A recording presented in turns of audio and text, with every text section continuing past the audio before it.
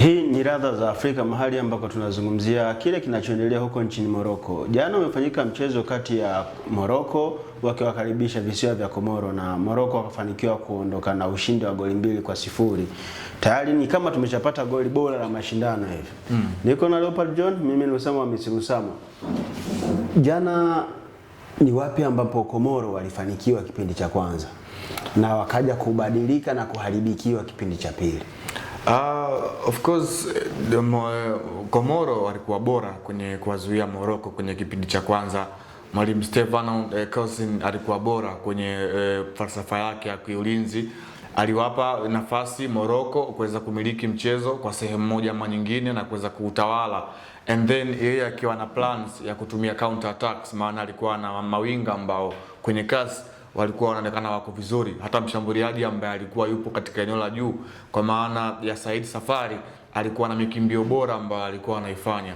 Unakuja kutizama namna ambavyo mfumo alikuwa ameingia nao mwalimu Stefan Cousin, kwa maana mwalimu mkuu wa kikosi cha Komoro, Mkanada huyu alikuwa anacheza na mfumo ambao ni ngumu kuweza kuona ukiwa unatumika, kwa maana ya mfumo wa 5-4-1.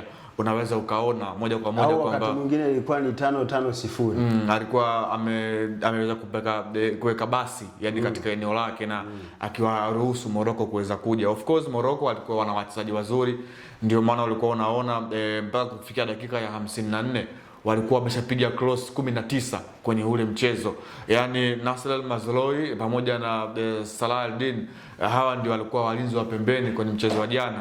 Walifanikiwa kupiga hizo cross. Sio kazi ndogo kwenye mchezo mmoja kuweza kuzipiga hizo cross, na falsafa ya mpira wa kaskazini mara kadhaa wamekuwa wanategemea hiyo mipira mirefu, kwa maana wana wachezaji ambao physicals ni warefu, and then mipira ya juu wanaweza kuimudu. Ndio maana nakuja kuangalia defense line ya timu ya Morocco, kila kona ama kila mchezo ama mpira ambao ulikuwa unapigwa mrefu walikuwa wanasogea kwenye eneo la juu. Namzungumzia mtu kama vile Negwede ambaye ni mlinzi wa kati, jezi nambari 5, jana alikuwa anaonekana sana juu katika kwenda kupiga mpira wa vichwa. Kwa hiyo ilikuwa ni mechi nzuri ambayo Komoro kipindi cha kwanza falsafa za mwalimu Stefano Cousin zilikuwa bora na kuweza kuwafanikisha kwenda half time wakiwa bado hawajaruhusu bao, though walikuwa wanafikiwa sana. Minda Mrango Yannick Pandol wa timu ya taifa ya Komoro jana alifanya kazi kubwa ambayo kila mmoja aliona, na ilikuwa ni very superb, ilikuwa ni kitu kizuri, na binafsi yangu naamini kwa sehemu moja ama nyingine aliweza kuwa save, kwa maana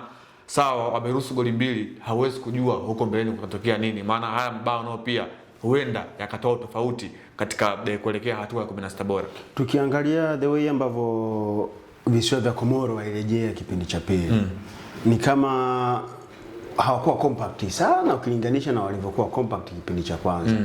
Walikuja na mentality kwamba wakidhani wameshawaweza Morocco na wenyewe wanaweza kuwashambulia walau mara chache.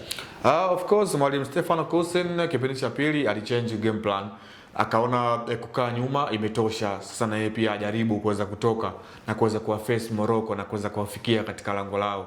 Ndio maana ulikuwa unaangalia mara kadhaa walikuwa wanajaribu kufika katika eneo lao. Unakuja kuangalia kama nafasi ambayo aliipoteza mshambuliaji wa timu ya taifa ya Komoro, na mzungumzia Said Safari, alibakia yeye na Minda Mrango Yasin Bono, lakini akaweza kushinda kuweza kuweka mpira kimiani. So unakuja kuangalia ni kama vile aliachia mianya hivi katika maeneo fulani. Morocco ndo akawa anapita hapo, tofauti na kipindi cha kwanza kana kwamba alikuwa ana nidhamu kubwa sana ya kiulinzi, and then alikuwa anaziba ile mianya ya Morocco kuweza kupita. Kwa hiyo kipindi cha pili ni kama vile akawaambia wachezaji wake waanze kufunguka na kuanza kusogelea walau apate bao ambalo lingeweza kumpata pointi 3, lakini ikawa tofauti. Morocco ni timu kubwa, wana wachezaji wakubwa ambao anytime dakika yoyote wanaweza wakaamua matokeo. Ndio nakuja kuangalia ilipigwa pasi kutoka kwa Soufiane Amrabat ambayo ilionekana haina madhara, akakontrol Mazraoui anapiga cross katikati, yuko free Ibrahim Diaz anapasia kwenye nyavu, bao la kwanza ambao wanafungwa. Tasemu kwa goli la pili unamwangalia Salah Al-Din anapiga cross ambayo anakwenda kupiga acrobatic bwana mdogo Yusuf Al-Kabi, nyota wa zamani wa RS Berkane pamoja na Wydad Casablanca msimu wa mwaka 2021, anakwenda kufunga bao zuri ambalo linakwenda kuipa Morocco bao 3, alama 3 muhimu kwenye mchezo wa jana, wao pia wakiwa wenyeji. Kwa hiyo ilikuwa ni mechi ambazo kwa sehemu moja Komoro mbinu za mwalimu zilikuwa zimeweza kufit kwenye kipindi cha kwanza, lakini Morocco pia ile individual brilliance na ukubwa ambao wako nao, kuwa na wachezaji ambao wana compete kwenye ligi kubwa, ule ushindani ambao wanaupata jana uliweza kushinda kwenye mchezo dhidi ya Comoros, ambao wao asilimia kubwa wachezaji wao wapo nje ya Komoro, lakini wapo kwenye zile ligi ambazo tunasema bado hazijapata maarufu mkubwa, ligi za wakulima barani. Unakuta kama Yusuf Mchangama, jezi nambari 10 na udha wao kwa siku ya jana, ndio mchezaji mwenye caps nyingi, yani mwenye mechi nyingi katika timu ya taifa ya Komoro, akiwa amecheza mechi 78, jana ikawa amecheza 79. Kwa hiyo unakuja kuangalia ni taifa ambalo bado lina tamani kuweza kukua kwa sehemu moja ama nyingine. Hii inakuwa mara yao ya pili kwa Komoro kuweza kufuzu michuano ya AFCON mara baada ya kufanya hivyo mwaka 2021 katika michuano ambayo ilifanyika pale nchini Cameroon.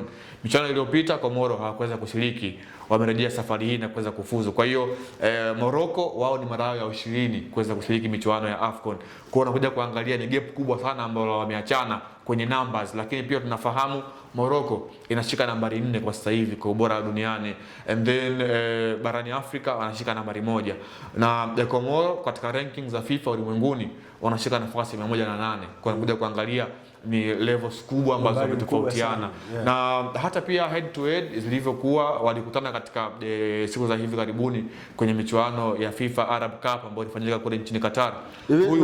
Na Komoro ni Waarabu na wao pia ni Waarabu kwa sehemu moja ama nyingine, akaweza kufungwa bao 3-1. Ila hapo kule kwenye UNAF wao wako ukanda wa Kosafa, kusini mwa jangwa la Afrika, kusini mwa Afrika, ndiko anakotokea, lakini kwa sehemu ni Waarabu ambao wanapatikana. Kwa hiyo ni taifa changa ambalo kwenye mpira linakuwa by the way, kama vile unavyozungumza kwa wakati huu Madagascar, Cape Verde na mataifa mengine ambayo yanaibukia kwenye soka, though ni kama wameshaanza kutukimbia kwa sehemu moja ama nyingine, lakini ni taifa ambalo jana nimeangalia wana kitu ambacho wanaweza wakatu surprise kwenye hii michuano, the way nidhamu yao ambayo walikuwa nayo, respect ambayo mwalimu wao alikuwa nayo kuelekea mchezo wa Morocco, ile inaweza kuwa silaha yao kuelekea mchezo unaofuatia dhidi ya Zambia tarehe 26. Ukiangalia performance ya Jean-Jacques Ndala kama mwamuzi, uliridhishwa nayo? Of course unapomzungumzia Jean-Jacques Ngambo Ndala, raia wa DRC Congo, mwamuzi ambaye kwa wakati huu anafanya vizuri barani Afrika na ulimwenguni kwa ujumla, ni mwamuzi ambaye daraja lake la ubora limeendelea kusimama pale pale, kwamba yeye ni mwamuzi bora kwa sehemu moja ama nyingine. Ni mwamuzi ambaye tayari jina lake lipo katika wale waamuzi 6 kutoka barani Afrika ambao watakwenda kucheza michuano ya World Cup mwaka 2026 huko nchini Mexico, Canada pamoja na Marekani. Kwa hiyo ni mwamuzi ambaye kwenye ubora dunia inafahamu ubora wake. Performance yake kwa ujumla kwenye mechi ya jana of course ilikuwa bora kwa sehemu moja ama nyingine, katika aina ya maamuzi ambayo alikuwa anayafanya. Niliona tukio moja ambalo binafsi yangu nililipenda. Mchezaji wa Komoro alikuwa amemfanyia madhambi kiungo wa timu ya taifa ya Morocco, alimvuta, lakini mwamuzi akatumia busara na kwenda kuzungumza naye na kutompa kadi.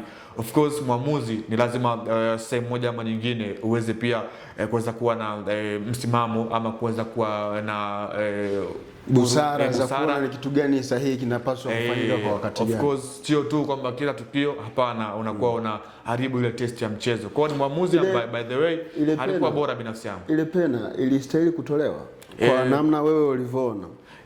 Of course kwa tafsiri ya mwamuzi ni kama mlinzi wa timu taifa ya Komoro alimzuia kwenye njia Sufyan Rahimi, I think kama alikuwa ni Ibrahim Diaz, I think sikumbuki vizuri, alikuwa Ibrahim Diaz. Alivyotafsiri yeye ni kwamba alimzuia kwenye njia na kuweza kumgonga goti na kuweza kuanguka chini. Hiyo ndio tafsiri ya mwamuzi ambayo yeye mwenyewe aliona pamoja na VAR ambapo alikuwepo Dehane Beida. Kwa hiyo kama ingekuwa tukio ambalo ni tata, of course VAR ingekwenda kutizama kama ilivyo kwenda kurejea ile ambayo Ibrahim Diaz aliambiwa kwamba ameushika ule mpira ama ameunao kwa lugha ambayo itaeleweka. Kwa hiyo mwamuzi of course bado ameendelea kuwa mwamuzi bora kutoka barani Afrika ambaye maamuzi yake yamekuwa bado watu wengi wamekuwa hawazungumzi sana kama ambavyo waamuzi wengine wamekuwa wakizungumzwa baada ya mchezo kumalizika. Tayari tumeshapata goli bora la mashindano. Ni mapema mno, though ni bao bora ambalo Yusuf El Kabi amerifunga kwenye mchezo wa jana. Unaangalia namna ambavyo alilifunga kiustandard mkubwa. Acrobatic ni mara kadhaa tunashuhudia kwenye mchezo wa mpira wa miguu likifungwa goli la aina ile. Kwa hiyo ni bao ambalo sawa, ni goli zuri, ni goli bora ambalo jana amefunga Ayubu El Kabi, lakini tukumbuke kwamba ni mchezo wa kwanza wa michuano ya AFCON. Hatufahamu huko mbele kitakwenda kuendelea nini katika mechi ambazo zimebakia. Kuna mechi takriban 52. Ile ilikuwa ni mechi ya kwanza, kwa kuna mechi bado 51. Pengine tunaweza tukashuhudia mabao mengine bora kushinda lile, au hili kama ulivyozungumza tunaweza likabakia pale pale kuwa goli bora. Lakini by the way, ni goli zuri ambalo Yusuf El Akabi, mshambuliaji wa timu ya taifa ya Morocco ambaye anakipiga katika klabu ya Olympiacos ya huko nchini Ugiriki, jana aliweza kufunga ambalo dunia imeona, Afrika imeona, na kila mmoja ameweza kulifurahia lile bao.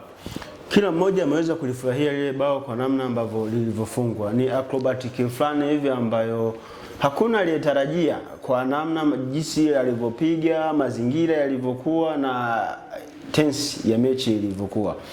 Hii ni ladha za Afrika ambapo tunakuletea kila moja linalokuwa limejiri kwenye mashindano haya ya AFCON. Binafsi naamini tayari tuna moja kati ya magoli bora, yani goli alilofunga El Kabi ni bao ambalo litaingia kwenye kinyang'anyiro cha kutafuta ni lipi litakuwa bao bora. Sina uhakika sana kama kuna mabao matano yatakayokuja ifikie hatua kuliondoa kwenye contention bao hili alilofunga El Kabi. Hii ni ladha za Afrika. Till next time tutaona na mahali hapa.